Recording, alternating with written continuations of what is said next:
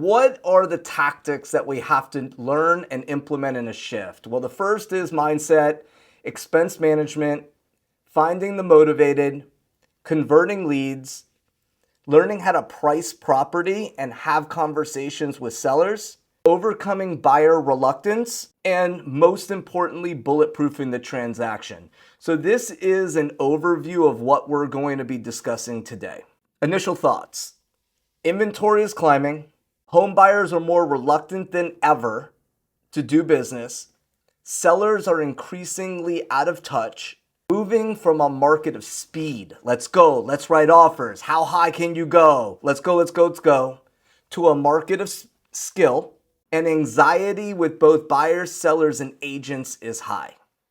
Does this sound familiar? Well, if it does, this is what it was like in 1979, 1987, 2006, and again today. And if you're not experiencing any of that right now, sit back, relax, it's on its way.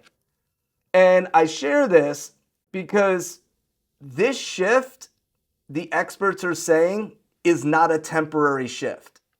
This is the first shift of each one of those that is not temporary. This is a permanent shift. And the reason I share that it's a permanent shift is because of the buyer agent compensation conversation. I share with my clients and my agents that a meteorite hit the industry. We all survived, but life will never be the same in a couple months when it comes to how we navigate the market, how we communicate with buyers and sellers, and how we get compensated. Today is going to be all about driving that forward. So what is a shift?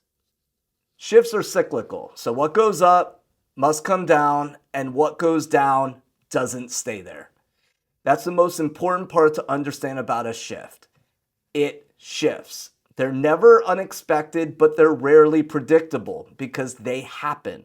Shifts happen in real estate. They occur when supply and demand is out of balance. So just simply understand that anytime you hear a market shift, it just means that inventory moves out of balance. Supply and demand is moving out of balance like a pendulum. When one market moves to the other, a buyer's market moves to a seller's market, and a seller's market moves to a buyer's market. So what is a buyer's market?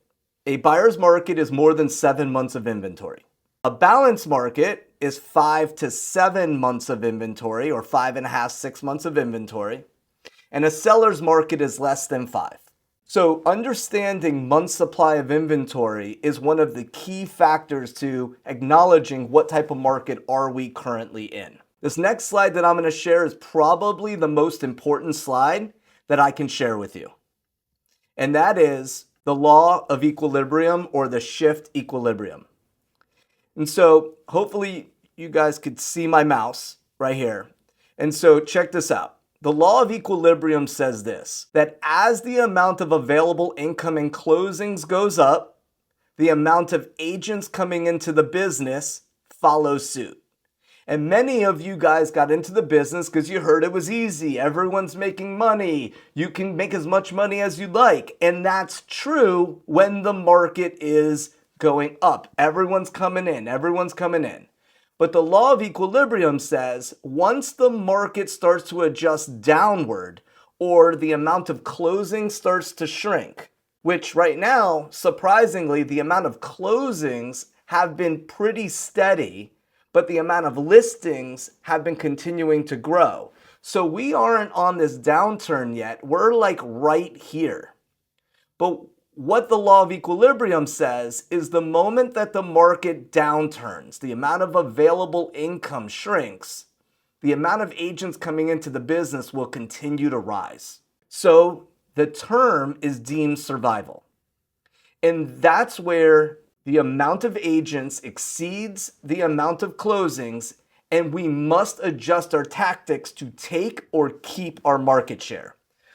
But the beautiful part of this equilibrium is as income, or the amount of available income, lowers, the amount of agents continue to get out of the business. However, once the market rebounds, the amount of agents who don't know what they're doing will continue to get out of the business. And that's when we have peak per agent income, because transaction count starts to rise and the amount of agents who don't know what they're doing are getting out of the business. So this is a principal fact of understanding that, hey, we have to survive to thrive, and the tactics we're going to talk about today will be the tools to help each one of you execute your goals and dive in. And so let's have some fun.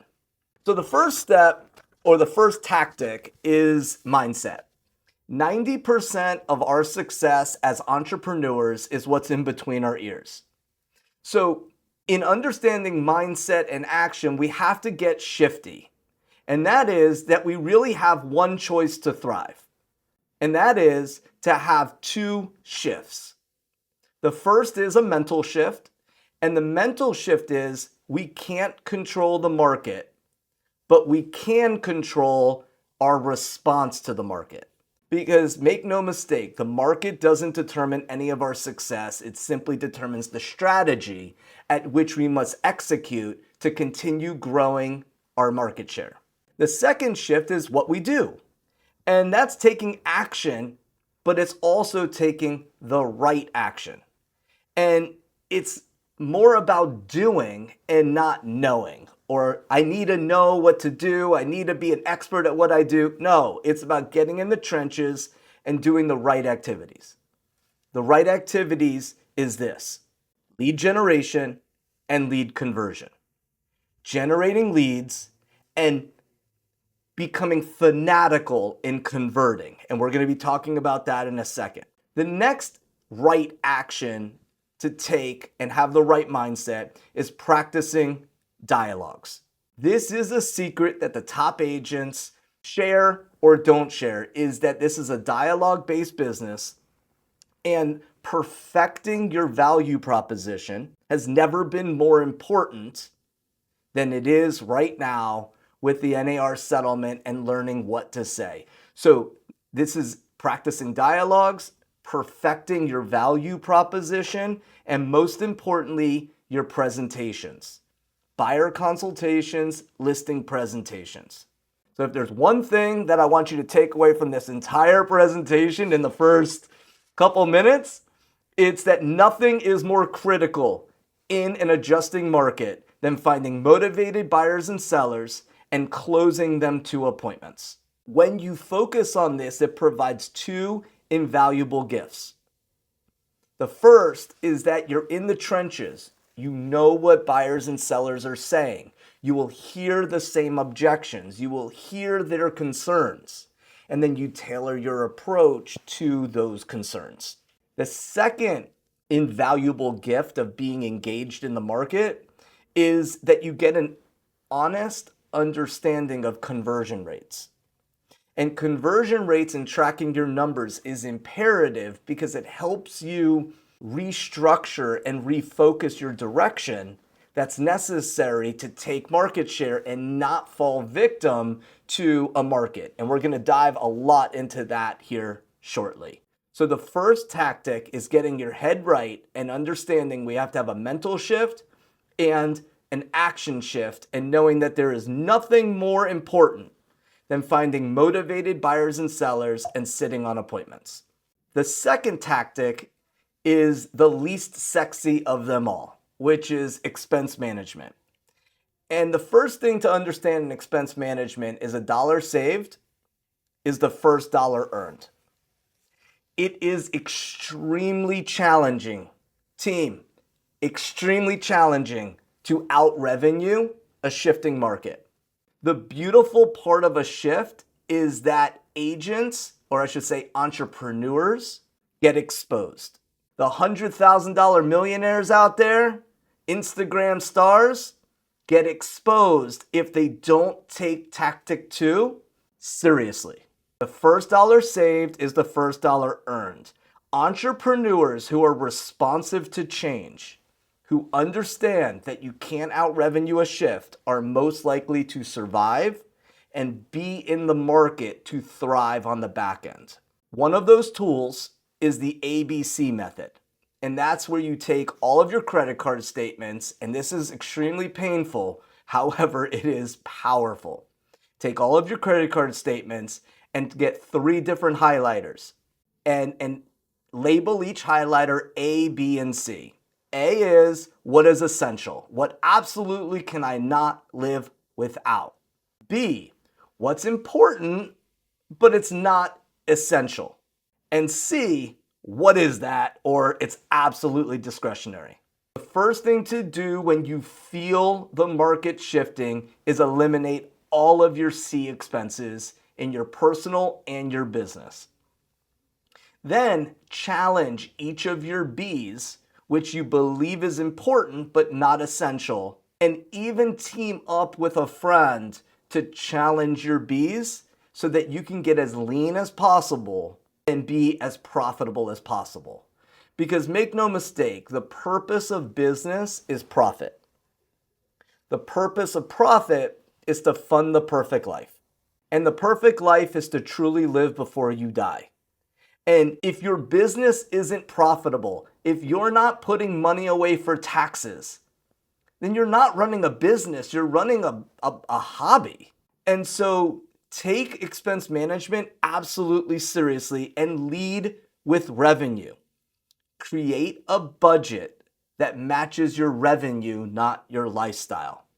This might be making a couple of you really uncomfortable, but I'm talking to you. Your budget should match your revenue, not your lifestyle.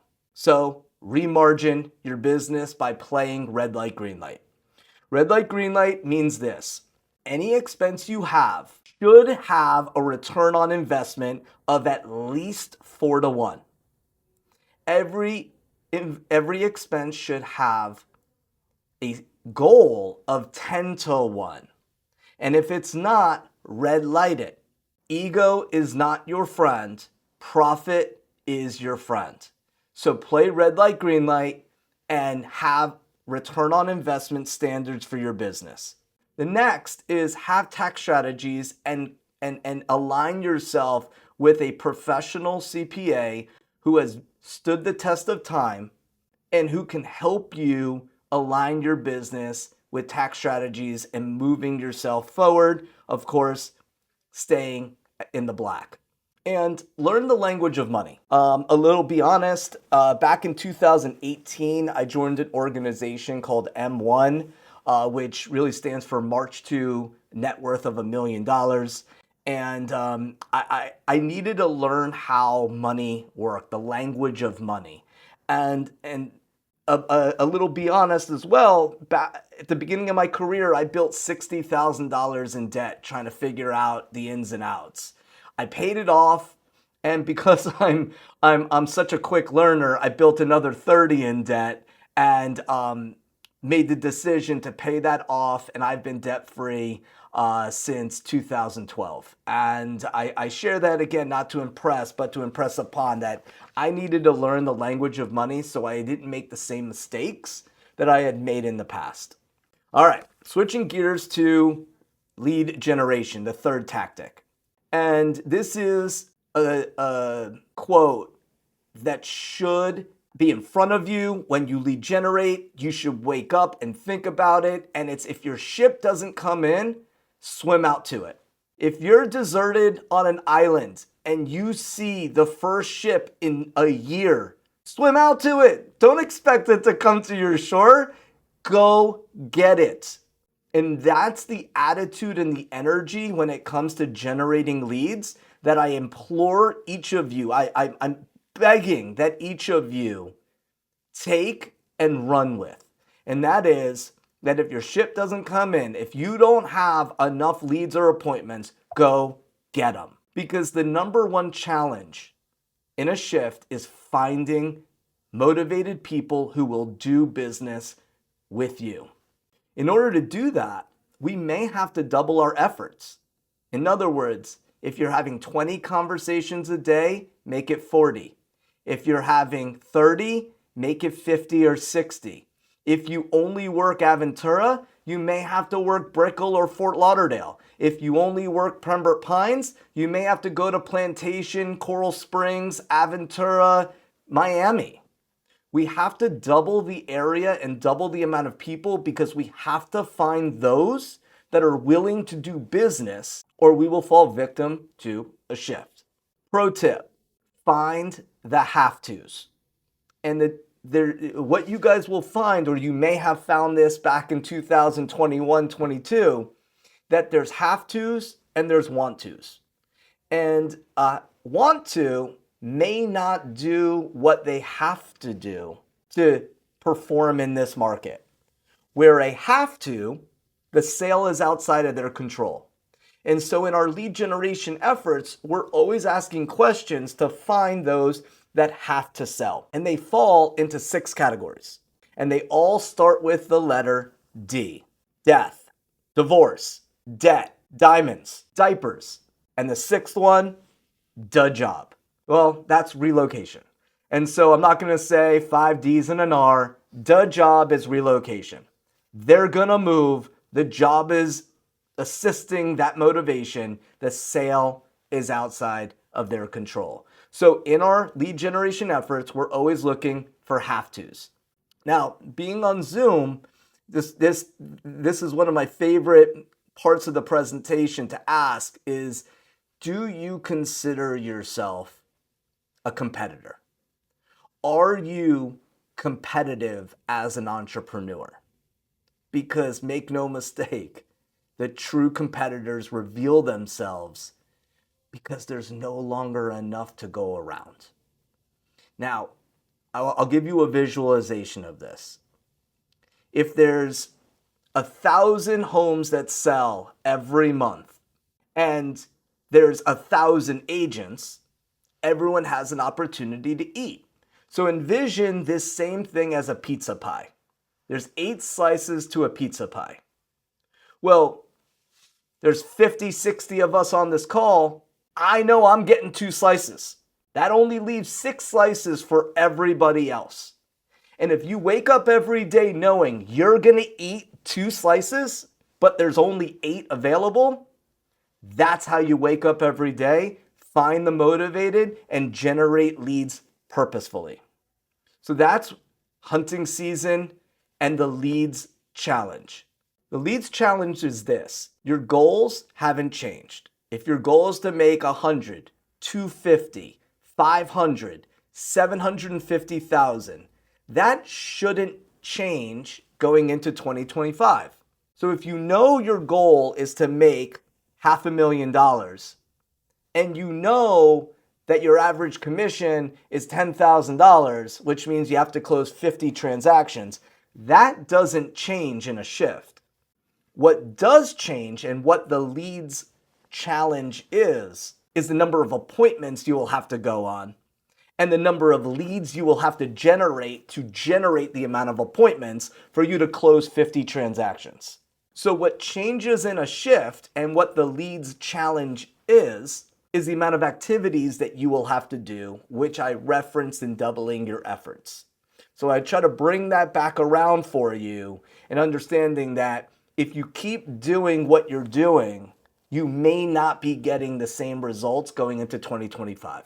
The top teams that I coach and that I have access to understand that data is the new oil. And lead generation is simply a contact sport with simple rules. And that's you make contact with people through active marketing or passive marketing. Picking up the phone or waiting for things to come to you. Both work.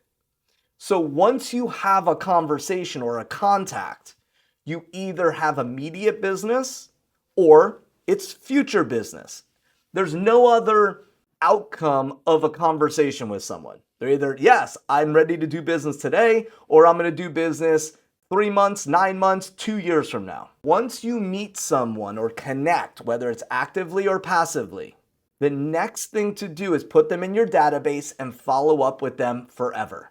The top teams understand this, and they have 10,000, 40,000, 75,000 people in their databases, and they get this and understand it. I'll give you guys a pro tip, a database tactic. In a seller's market, everyone wants to sell. In a buyer's market, the question you want to ask your database is, who do you know that's having trouble selling their home? The definition of a lead is extremely important. And I'll share with you my real estate team's definition and my definition of a lead. And that is someone who's looking to buy or sell real estate, who is motivated, who is willing to work with me, qualified, and is looking to do business within the next 100 days. Now, I'll break that down for you. They're motivated.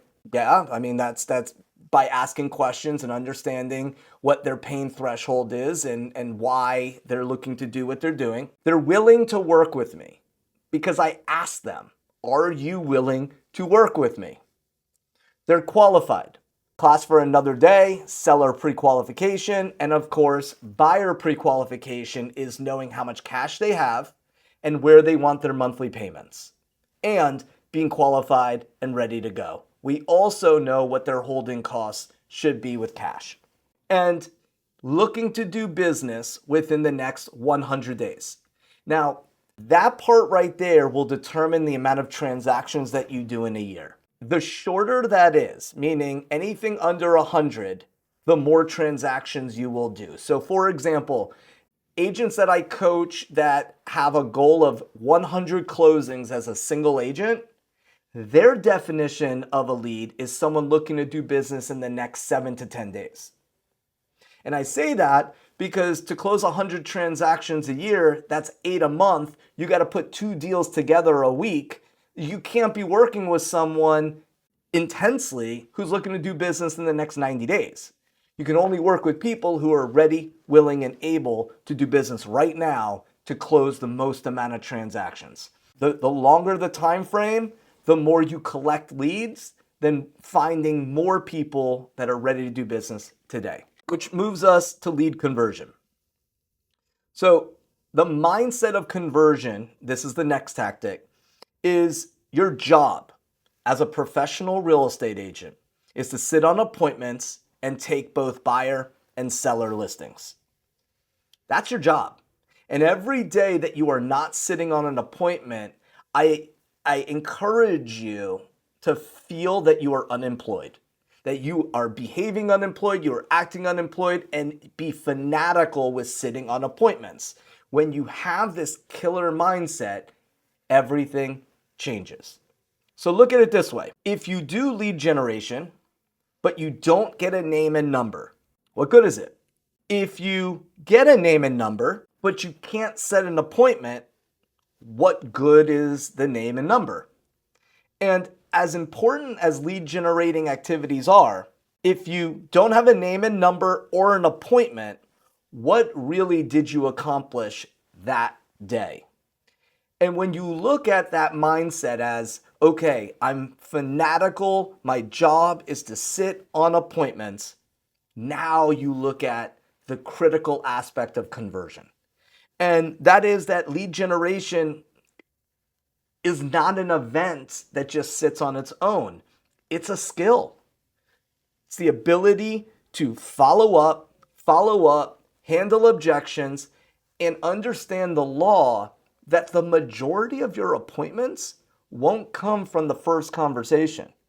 They're going to come from fanatically following up, staying organized, using a CRM, being there with emotional proximity so that when they're ready, they're thinking of you and you're ready to handle whatever questions they have. This is the most craziest statistic. NAR every year has a home buyer and home seller study. And last year said that 66% of all buyers and sellers only interviewed one agent before they chose one. The craziest part is 50% of the remaining few only interviewed 2. So that means that getting to the table first or second is everything. And this makes conversion, getting to the table, more important than any presentation. Speed to lead, close for appointments, especially in a shift. The decision continuum is extremely important. And the decision continuum says this: people are a yes or people are a no. Our job is to get someone that's a no to maybe a no, and someone that's a maybe to a maybe yes, and get people that are a maybe yes to an absolute yes. And so as you're asking questions, we have to determine, where does this person stand on the decision continuum? Are they a no? Can I get them to a maybe no? Can I get them to behave a little bit differently, ask them questions to get them off center? If they're a maybe, what can I ask them? What services can I provide to help them move to a yes? And that's the decision continuum. And we do that by understanding objections and conditions.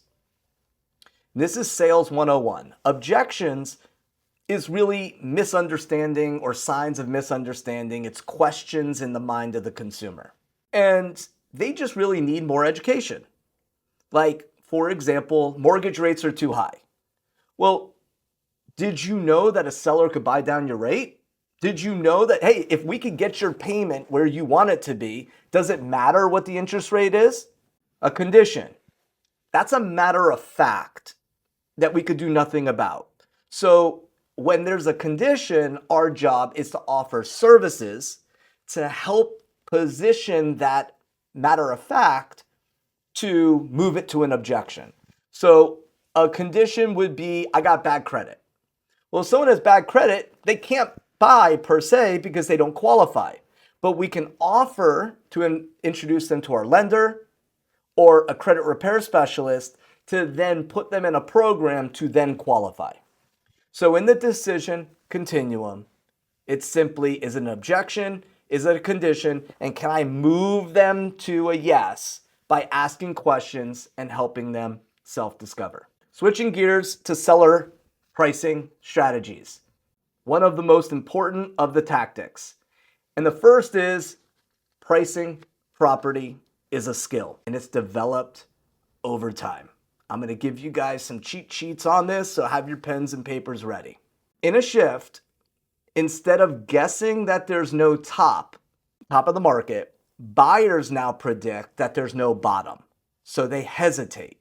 And the truth of any shift is this: both buyers and sellers want to buy in a shift. The question we have to answer is, at what price? What price makes sense? Because people need a roof over their head. People are ready, willing, and able. So we have to get to that. What price? So the best way to truly serve a seller, representing a seller in a shift, is to show them how to outthink other sellers that are trying to sell in a shifting market. And we have to help them compete. And so one way to do that, price off the lowest actives, not the last solds. When the market is adjusting downward, price off the lowest actives so that we're the next one that sells. So when buyers pull back, sellers have to step out front. We have to be proactive and showing instructions, asking this question: what can the seller do to initiate an offer from the buyer? What can we do to get an offer from the buyer? The backyard needed a fence. Cool. If we put a fence in the backyard or give you a concession and build a fence in the backyard, can we get an offer? We have to have the mindset of being competitive, rocking, and rowing. So there's 3 pricing strategies: pricing at the market, pricing behind the market, and pricing ahead of the market. The agents that are in my world hear me say this all the time. Amateurs focus on price, professionals focus on terms. I will take terms over price every day because we're going to talk about bulletproofing transactions in a little bit. When we price ahead of the market, we get to dictate the terms as a listing agent, which can help keep deals together versus begging and praying that we get something to try to negotiate. So let that be your pro tip there. Now, what are markets? Well, look, guys, many of you have experienced this. In a seller's market, You throw an offer out there, and over time, the market catches it. That's why most agents fail and get out of the business when the market shifts, because they don't understand that you can't price property wrong in a shift, because this is what happens. Well, I want this, but the market's here. Well, over time, the market never catches the property. So you do a price adjustment and the market's over here. Well, let's do a price adjustment. Market's over here. We're 10, 15% off of real value. Let me show you a visual of what this means. In the market of 2021, 22, 23, everything was in the market. Whether you were based off of comps, whether you were in any condition, you got multiple offers. Everything sold. In a buyer's market, only the most competitive price with the best conditions sell. Almost everything is out of the market. And there's this old saying, I want to be the firstborn, second spouse, third realtor. And no truer words are said in this market, because the market statistics say this: 40 to 50% of everything on the market is expiring right now. 4 to 5 out of everything listed in both Broward and Dade County is expiring.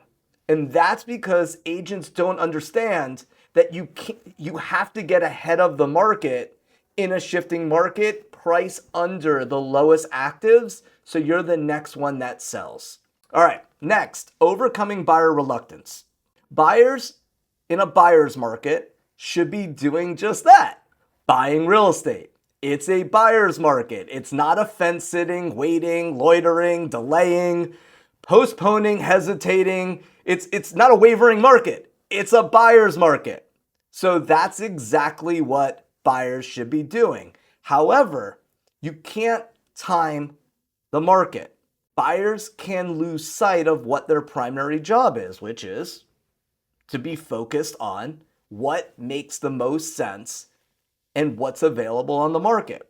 So too many buyers fall into the biggest myth of a shift, which is that they could time the market. We must understand how to communicate buyer urgency, how to respond when buyers have lack of buyer urgency, and how to communicate and help them understand urgency. Because buyers are more reluctant than ever in a shift to write offers, and they'd be willing to walk away from any transaction as fast as possible. These are the signs of a shift. And so our job as professional real estate agents is to lead with empathy, ask questions, do a thorough needs analysis, have transparency in the real estate market, show them what's available at what prices, that this is a great value, and communicate with the cooperating agent. This business could be so much easier if it wasn't for some agents who just get in the way of transactions, cross their arms, and behave a certain way. We can do this together if we communicate and just help buyers and sellers understand that the market is shifting.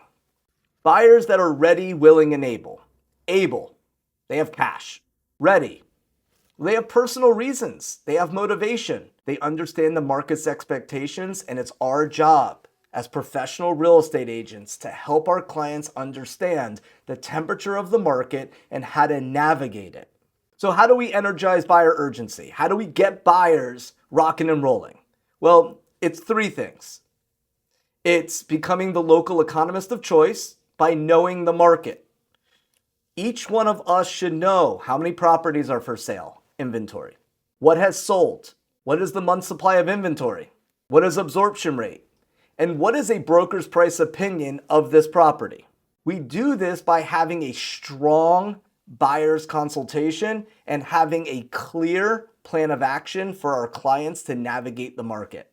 And most importantly, in being the local economist of choice, is be transparent with the active, pending, and sold inventory, and sit down with the buyer when they're ready to write an offer and show them the comparables so that together you guys can navigate. Next, help them tap into their why. I would rather ask a buyer 500 questions to show them the best 5 homes than only ask them 5 questions and then feel the need to see 500 homes. You can imagine how frustrating that is. So go deep, scuba dive with all of their questions, ask great questions, and get clarity on everything. Get them talking at your consultation, not out in the field while you're sweating in front of a house, really uncomfortable. Do this at your buyer consultations. And most importantly, have all decision makers present at all times. Consultation, showing property, reviewing the contract, discussing the inspection, all the most important parts of the transaction. Next, address buyer reluctance. It's real. It's going to happen. Everyone's going to be concerned about moving forward, so address it and help them make decisions by simply asking questions. Selling isn't telling, it's asking questions. So get really good at asking questions by practicing dialogues, using role play partners, having real world scenarios, and fail forward. We address also buyer reluctance by letting them know that it's real. Like, yo, it's a huge purchase. I get it. Like, you're gonna feel some type of way, and create a best buy list. And you do this by compiling the best buys on the market and do this off of your navigation of the market. You understand what's going on, you know how to track, you know what's out there, and you can do this by paying dividends. This is the dividend of you studying what's out there, what's going on, what's happening, and you can help buyers feel comfortable that what they're moving forward on is absolutely the best value for them. Which brings us to the last tactic. The last tactic is probably the most important of all 7. And it's the most painful one to get really good at. Abraham Lincoln says, if I have 8 hours to chop down a tree, I'd spend 6 hours sharpening my axe. When it comes to bulletproofing your transactions, each one of you should spend hours studying everything that could go wrong. Because you gotta look at this as what could happen is gonna happen. Each of my coaching clients, the one statistic that I hold them accountable to tracking is dead deals. And it's the most challenging, painful, frustrating statistic to track. Because who wants to track their deals that blow up? But they tell a story and they show where your skill set is in being able to keep deals together or not. It also is a key indicator to you learning how to close the amount of business that you need to close as transaction count shrinks. So one of the key pieces to bulletproofing a transaction is thinking 4 ways. And these are 4 ways to think about what can happen in any professional endeavor. And that is, nothing can go wrong, anything could go wrong, something will go wrong, or everything will go wrong.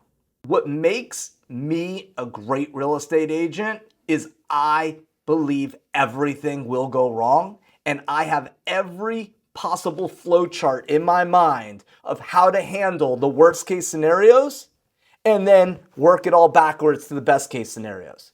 Where most agents think Pollyanna, everything's good, everything's great, we're good, everything's solid, and then when they get blasted, they stop answering their phone, and you're going a couple days, you're like, yo, what's up? What's going on? And clearly something is going wrong.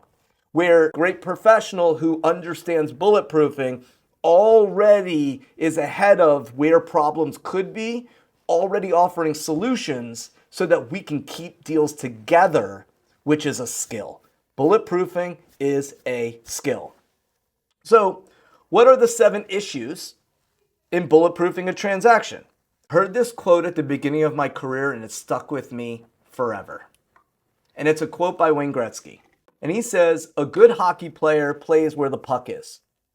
A great hockey player plays to where the puck will be. And Wayne Gretzky is hands down the greatest hockey player that ever lived. And so I encourage you to take this quote and always be where is next. One of my great mentors said, most entrepreneurs play checkers. I play chess. Checkers is one move at a time. Chess, we're thinking 6, 7, 8 moves ahead. That's bulletproofing. So what are the 7 issues or the 7 spots that we always want to be ahead of the problem? Well, inspections and repairs. That's first and foremost. Will the property appraise? How do we get ahead? How do we draft language to keep the deal moving forward? How do we prepare our buyers and sellers for should the property not appraise? This is going to be really important, guys, when we have to navigate compensation, especially if there's a concession. Next, loan approval and funding. Loan approval and funding. Well, guys, if loan approval is at 20 days, at day 10, I'm finding out what stipulations are left, what the turnaround times are with the lender, and I'm challenging in the next couple days, not waiting till a day before the 20th and go, are we closing? Bulletproofing is getting ahead of all problems. Next, what other contingencies are there? Is there a house for sale? Do they have to sell before they buy? What other obstacles are there in this transaction? Do we have HOA approval? Another issue, and I brought it up earlier, and it's an unfortunate part of the business, the other agent. Sometimes, many times, we have to do both sides as top agents, and that's okay. Because it's not about the work, it's about representation. It's about creating an amazing experience for our clients, and we have to address it in bulletproofing. Next, understanding the deadlines. Did escrow go in? What is our inspection? Did we get the HOA docs? Are we at 3 days? What are all of our deadlines? And knowing what they are, being ahead of them, and communicating them with our clients, the loan officer, title company, everyone working together as a team. Last, clouds on title. We want to get ahead of that. In South Florida, I learned the hard way of reoccupancy certificates. Hey, we got to know where everything is at all times to drive this thing forward. And always do the walkthrough the day of closing. I'll tell you guys a quick story. I had a closing in Coral Springs years ago. We did a closing the day, or a walkthrough the morning of. We pull up to the house, and it was a single family house, beautiful house, great neighborhood. Water was flowing out of the garage. I look at my client and I was like, that's not good. So we go in, open up the door, and the place is a river. It's a lake with a river and full of water. There was a sunken living room. It was a lake. It was full of water. Back door, wide open. What happened was someone broke into the house a day or two before closing, stole the washer and dryer, but popped the pipes in the washer and dryer, and the entire place was flowing with water.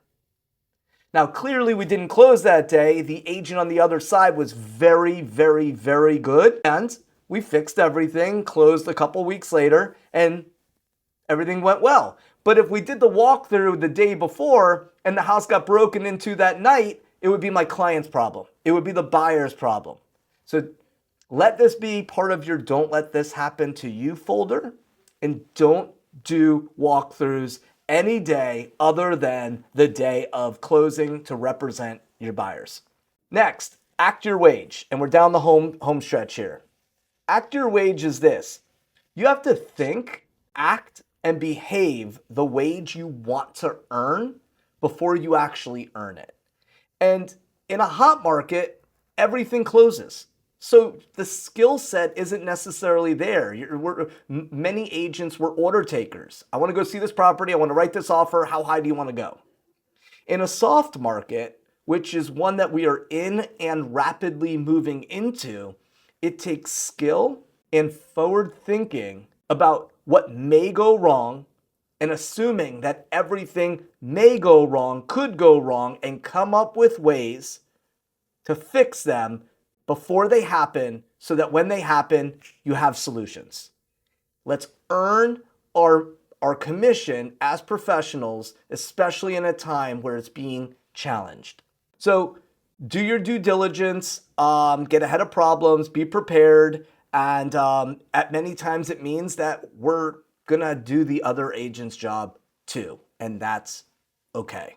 One of the greatest myths is that we succeed our way to becoming great agents, and the truth is we fail our way to success, and everyone fails. Everyone hits roadblocks, everyone hits hurdles, but it's the ones that keep going make it, and the ones who fail are the ones who truly stop. So keep the engine moving. Use these 7 tactics as your roadmap and your pillars to driving this forward. And understand this, even the best real estate agents need an assist from the market to gain a step on their competition. These 7 tactics are proven when implemented with consistency to take market share in a shift. So allow your competition to not know these, to not focus on them, so that you get a leg up on them. While shifts knock us down, they knock others out of the business. So embrace the hard. Embrace it because it's knocking others out of the business. And this is our chance to get ahead or be left behind. And really, the only question is which one will you be? You all have licenses. We all have equal opportunity, unequal share. And time tends to reward the resilience. And so I'll end on this quote. Success never comes to the chosen few, but to the few who choose. These can be the worst of times. And guys, follow me on YouTube. I'm pumping out content. And definitely follow me on Instagram. Please, please, please. That would be awesome. Like, subscribe on my YouTube stuff. I'm really pumping out some good stuff there. Hey, we did it till 2:10.